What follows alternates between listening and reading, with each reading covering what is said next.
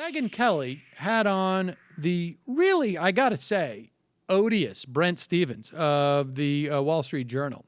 He is a foreign affairs reporter. So, of course, he's brought on to opine about those foreigners embedded in Ferguson, Missouri, those non-American-y types in Ferguson. And here is, in midstream, Megyn and Brent Stevens characterizing the DOJ report and what was going on in the Ferguson Police Department, and not just in the police department, but in the entire sort of like municipal, civil, and criminal apparatus, including courts. And as you may or may not know, the Missouri Supreme Court took over cases in Ferguson today, and also accepted the resignation of one of those municipal judges. Here's what Megyn Kelly and the odious Brent Stevens had to say. According to the world, the story of Ferguson is a racist police department which has maligned and abused its own community, its own citizens.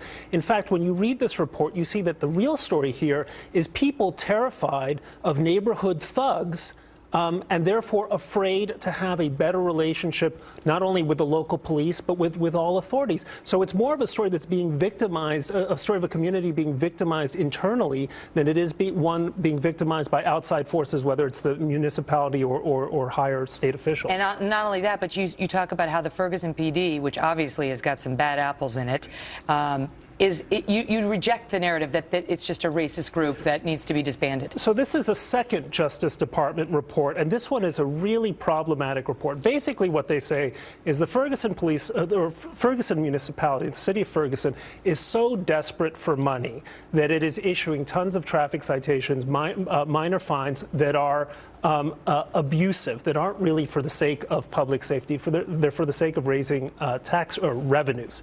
Well, hello, this happens all over America as municipalities are increasingly squeezed. And in fact, there was a report in 2006 from the St. Louis Federal Reserve about how municipalities are doing precisely this. So it's not a story of institutional racism in Ferguson. It's a story of blood-sucking local government that's trying to get every ounce of revenue that it can, either to feed its pension problems or whatever. It's problematic for so many reasons. Now, the idea that that's the case is ludicrous, and the idea that the DOJ report says that is also ludicrous. Ferguson's law enforcement practices are shaped by the city's focus on revenue rather than public safety needs, writes the report. Ferguson's own data established clear racial disparities that adversely impact African Americans. The evidence shows that discriminatory intent is part of the reason for these disparities. Many officers appear to see some residents, especially those who live in Ferguson's predominantly African-American neighborhoods, less as constituents to be protected than as potential offenders and sources of revenue. So the Department of Justice makes it clear that it wasn't just that the city was squeezed, if it was squeezed. It was that they saw black people there as easy marks.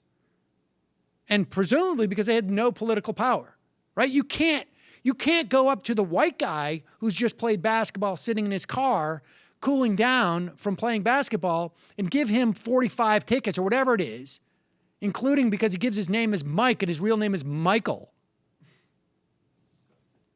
and make money. Black people twice as likely to be searched during a stop, twice as likely to receive a citation when stopped, twice as likely to be arrested.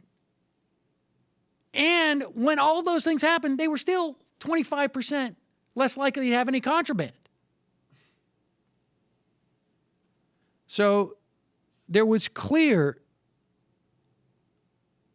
as it says in the report, discriminatory intent.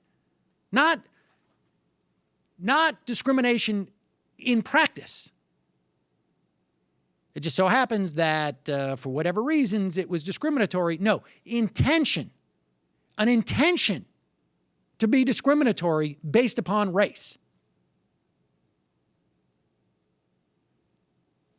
During the investigation, several Ferguson officials told us that it's a lack of, quote, personal responsibility among African American members of the Ferguson community that causes African Americans to experience disproportionate harm under Ferguson's approach to law enforcement.